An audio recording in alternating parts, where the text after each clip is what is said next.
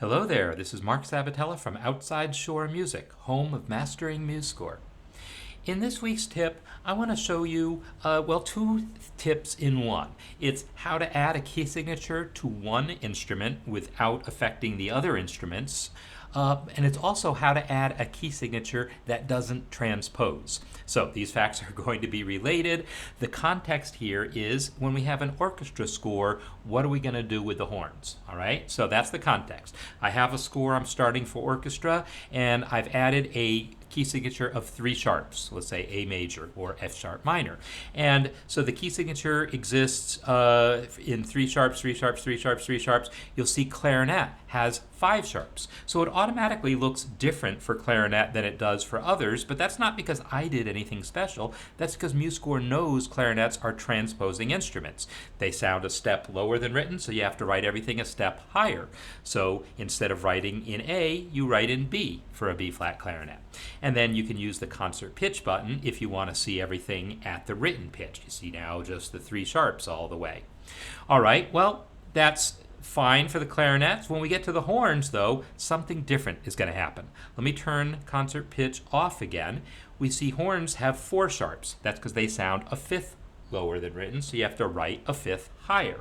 So instead of writing an A, I have to write an E, and MuseScore handles all that for me.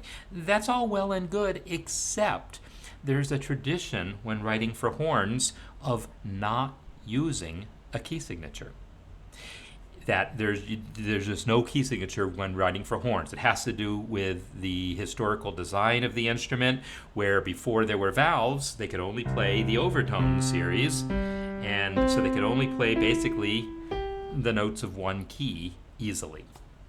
And so you would write your music in C, and then you would swap out these things called crooks to change how long your horn was and to make it sound like other keys. Well, now we've got valves on the horns, and they can play in any key you want. But that practice of writing everything as if it was in the key of C with no key signature persists to this day. It's not universal, and personally, I don't recommend it for my own. I don't use it myself, but a lot of people do, and so I want to show you how to do this thing where we're going to make the horns have no key signature. So the first thing you might think is, hey, I've got a C major key signature. Let's just select that and apply the C major key signature. Well, look at what happened when I did that.